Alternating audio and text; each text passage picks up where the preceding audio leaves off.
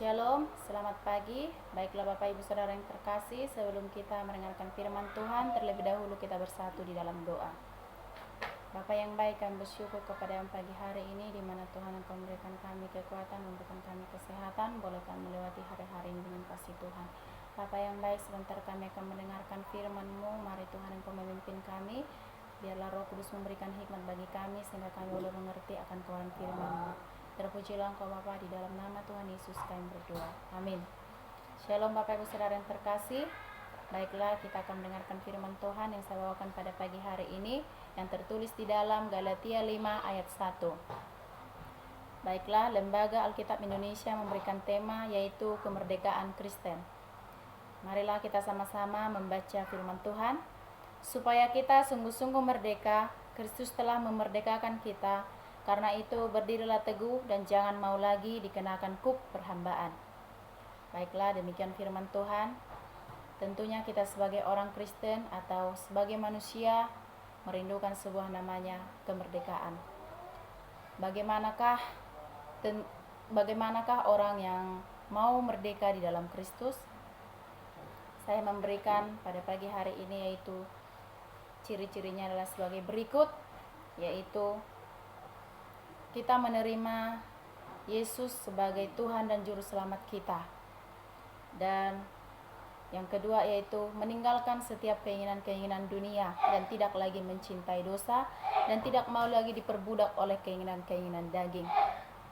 Ya, sebagai orang yang merdeka dalam Kristus, apakah kita masih ada di dalamnya atau tidak lagi? Dan yang kedua yaitu saya memberikan apa dampak bagi orang yang merdeka di dalam Kristus. Tentu orang yang sudah hidup di dalam Tuhan akan selalu berbeda daripada orang yang tidak hidup dalam Tuhan. Yaitu dampaknya yang pertama yaitu karakternya semakin serupa dengan karakter Kristus. Dan semakin hidupnya hidup diperbaharui oleh Kristus dan sungguh-sungguh untuk selalu hidup di dalam Tuhan. Dan mengalami selalu namanya perubahan hidup. Bapak Ibu Saudaraku yang terkasih, dan dampak-dampak itu apakah kita sudah mengalaminya di dalam kehidupan kita? Tentu kita sebagai orang yang sudah hidup dalam Tuhan, kita tentu pasti mengalami hal yang seperti itu. Dari dulunya kita hidup hal-hal yang tidak baik, dan kita yang sudah merdeka dalam Kristus, tentunya kita tidak mencintai lagi dosa, tidak mencintai lagi keinginan daging.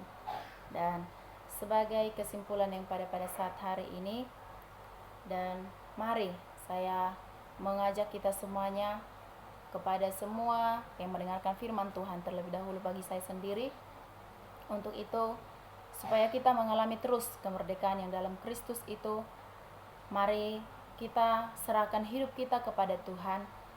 Dan hanya Tuhanlah yang sanggup memulihkan kita di saat kita tidak bisa lagi bangkit, dan di saat kita terpuruk, hanya Tuhan yang sanggup memulihkan keadaan kita dan sanggup mengangkat kita kembali dan sanggup memberikan kita kelegaan dan sanggup memberikan kita kekuatan. Dan mari kita menyerahkan totalitas kehidupan kita dan tidak mau lagi diperbudak oleh keinginan daging dan keinginan dosa. Dan sebagai pertanyaan saya, apakah Bapak Ibu Saudara yang terkasih masih hidup di dalam dosa atau tidak mencintai lagi dosa? Dan mari jawablah itu di dalam hati Bapak Ibu Saudara terkasih, dan renungkanlah firman Tuhan pada pagi hari ini. Biarlah semakin hari semakin kita sama seperti karakter Kristus dalam hidup kita, baik di tengah-tengah keluarga, di tengah-tengah masyarakat. Mari kita terus meminta pertolongan Tuhan, biar Tuhan menolong kita melewati hari-hari kita bersama dengan Tuhan.